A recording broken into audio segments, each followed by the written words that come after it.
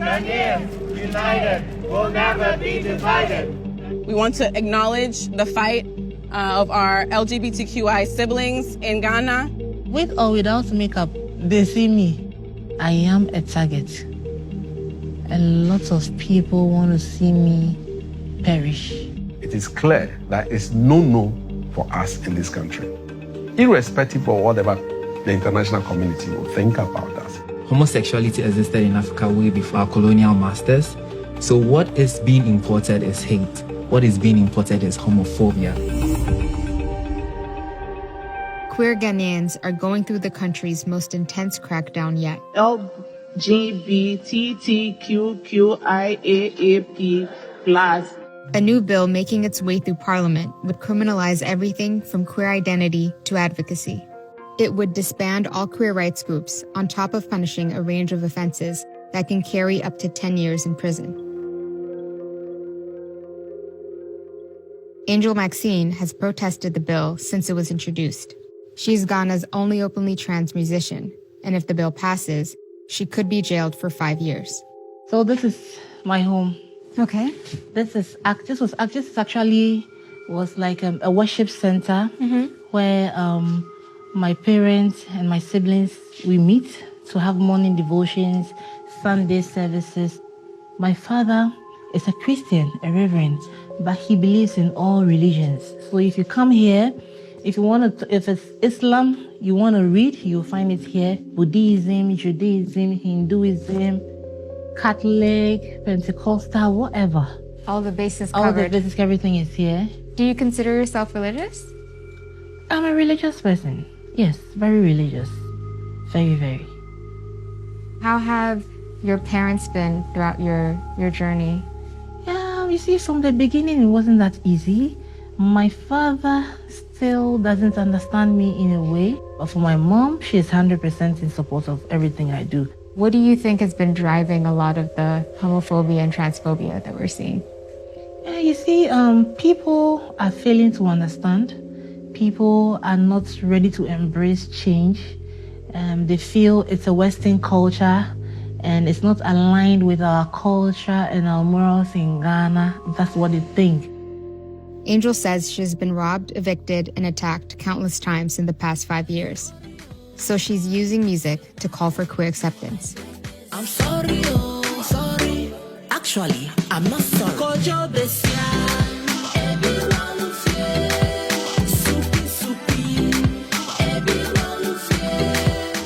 The only sin is homophobia. You've been channeling your experiences into music. So you came out with Wofie. So what does that mean? Wofie means your home. Every LGBT comes from a home. So who is accusing somebody of being gay, lesbian, check deep down your background.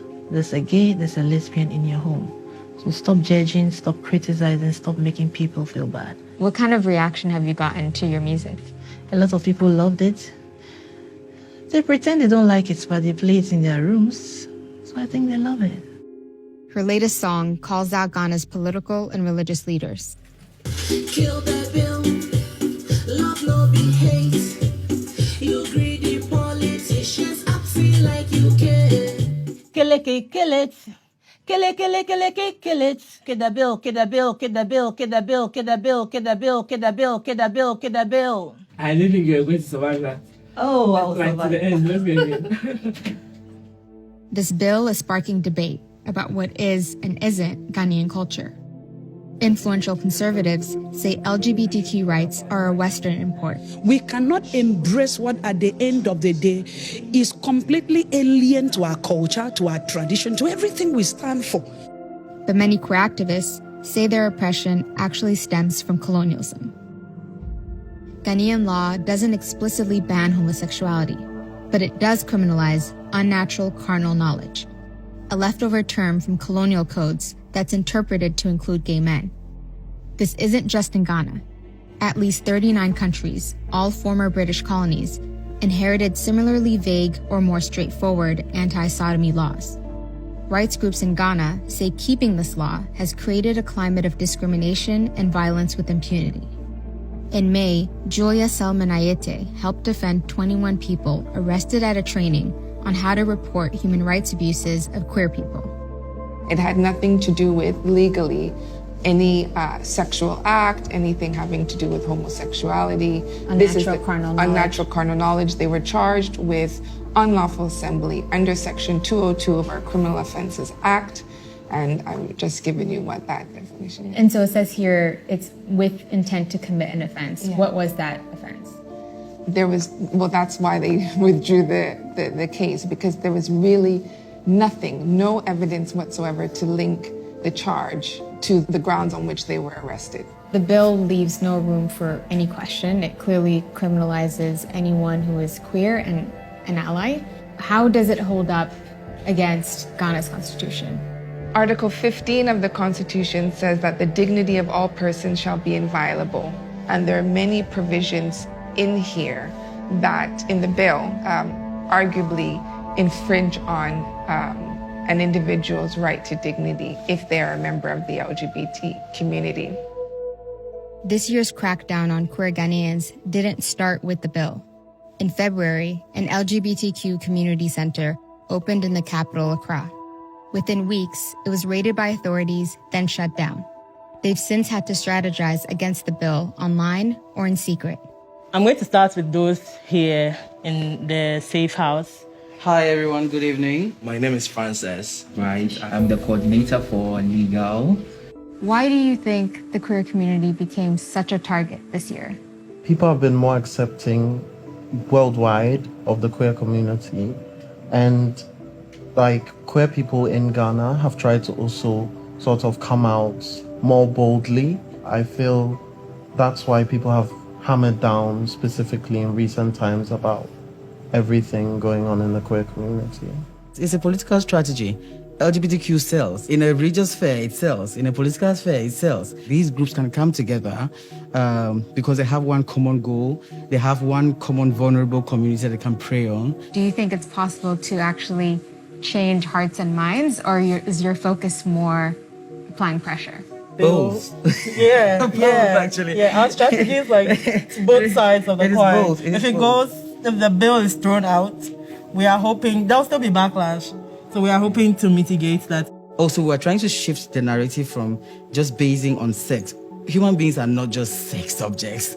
Human beings are human beings who actually want to feel love, want to feel protection, want to grow, want to contribute to the society. That's what actually we're trying for people to get to understand. One of the recurring themes that we've seen throughout the debate is this tension between African values and the role of Western influences. Homosexuality existed in Africa way before the coming of our colonial masters. So what is being imported is hate. What is being imported is homophobia. African value is supposed to be love, peace, prosperity, growth. Those are African values. So when sometimes I hear people talking about African values, I tend to ask myself, what African values are you actually trying to talk about? Ghana is technically a secular state, but it's a majority Christian country. And the issue of LGBTQ rights here is blurring the line between politics and religion. The Methodist Church is one of the country's largest and oldest denominations.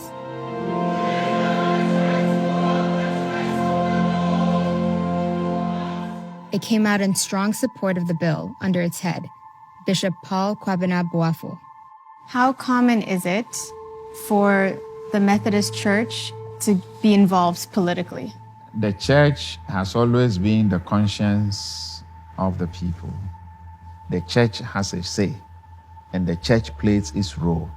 And that is the role we are playing in Parliament. So I presume you've read the bill in its entirety? I wouldn't say in its entirety, but I can pick some of the things that are within.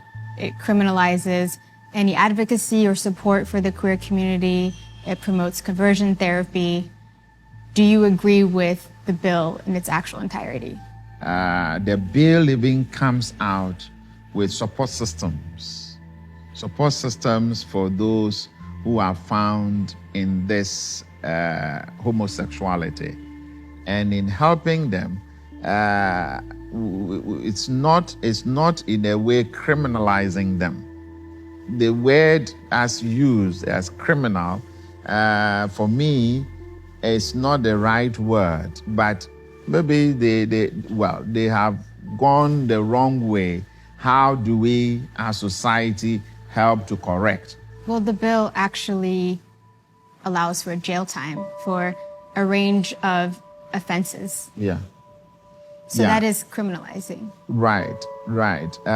You see, we should also look at it within the context of what is the same-sex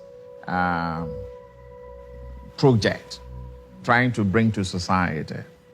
And if people are there just to promote it, just to undermine the very structures that make us, that identifies us as a people, then in that case, it becomes a criminal issue.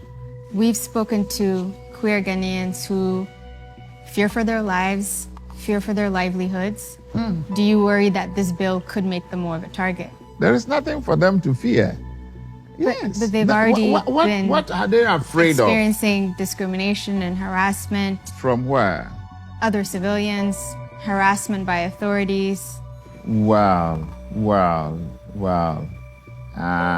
Not from the church's perspective. Not from the church's perspective. For that one, I can assure you. Have you ever spoken to a queer person about their experiences? No, I haven't. May every Gentile caught up in LGBTQI be arrested by the power of the Holy Spirit. In March, an interreligious coalition organized a prayer rally against homosexuality. The event was attended by the nation's top faith leaders, traditional chiefs, and members of parliament, including Emmanuel Bedra. You co-sponsored the bill, which promotes what it calls proper sexual human rights and Ghanaian family values. What are those values? The Ghanaian value system, when it comes to marriage, is between man and a woman. Simple. And God has given us this land to procreate. A man cannot procreate with another man. A woman cannot procreate with another woman. But the bill goes much farther than that. How do you count for criminalizing advocacy, criminalizing PDA, none of which tie back to formalizing marriage between two people of the same gender? We are in a new age where laws should be amended, laws should be looked at. But, Master, this is a bill. It will go through some process. It's possible that we may take certain things out or add certain things to it. So it's not cast in stone. The bill mentions that a person can get a lesser sentence if they recant or seek approved medical help. Exactly. Does that refer to conversion therapy? Yes, of course, it is. It's a practice that has been medically discredited, and there have been higher rates of suicide, depression, mental health issues. How do you reconcile that with the fact that it's an option that you're providing? Among the coalition, we have psychologists, we have sociologists, we have endocrinologists, we have all kinds of medical professionals who are members of this coalition, and they have given us their word that in Ghana, we've not had any occasion of anybody committing suicide. Ghana has this reputation for being a beacon of freedom, democracy. What do you think this bill is doing to Ghana's public image and potentially economic interests? This did not start with the current parliament. From leadership, from previous leaders, it is clear that it's no for us in this country. Irrespective of whatever the international community will think about us, it is our culture. The U.S. sanctioned Uganda in 2014 for its anti-gay law. Are you at all concerned about economic consequences should this bill pass? There won't be any economic consequences. Ghana has a part to play in the international community. U.S. has a part to play. We also have our part to play. So there will not be any sanction. Ghanaians united will never be divided. UN human rights experts warned the draft bill would amount to state-sponsored discrimination and violence.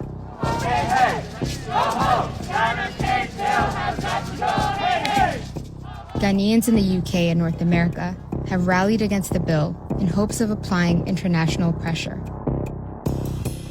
Every Ghanaian at home and in the diaspora must stand up and speak out to reject the spirit of colonization that this LGBTQ plus hate bill represents.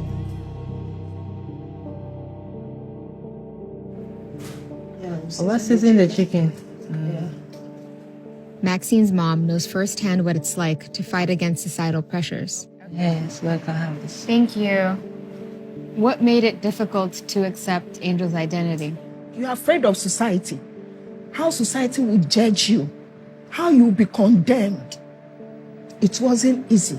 Honestly, it's not easy to accept. When I hear there's a prayer going on here, hey, let's go. I'll pull it, let's go. Because I know they said to me, it was demonic. So I want them to cut that demon out of her. And one day we was sitting down, she said, Mommy, so are you sure I can be changed the way you want? In fact, that day, I didn't say anything. I went into the room, I cried. Because I felt so sad for my daughter. When I'm walking with her, the attack I received, the insult, the humiliation. What do you think it will take to actually have complete acceptance of the queer community? Is it possible? It's not possible. These people are afraid. Already society has made them to fear. So they can't come out to fight for themselves. You see? So people like us, the mothers, we have to get up and fight for our children. Parliament still has to debate the bill, but if it goes through, it'll be up to President Nana Akufo-Addo, a former human rights lawyer, to either sign or kill it. What if the bill passes? What will you do? If I have the chance to, I will leave. If I have the chance to, maybe I'll just kill myself and be free. That's all, because I will not. Yes. Because I cannot live in bondage. This is bondage. And I've lived in bondage my whole life. I will not let anybody take my happiness away from me.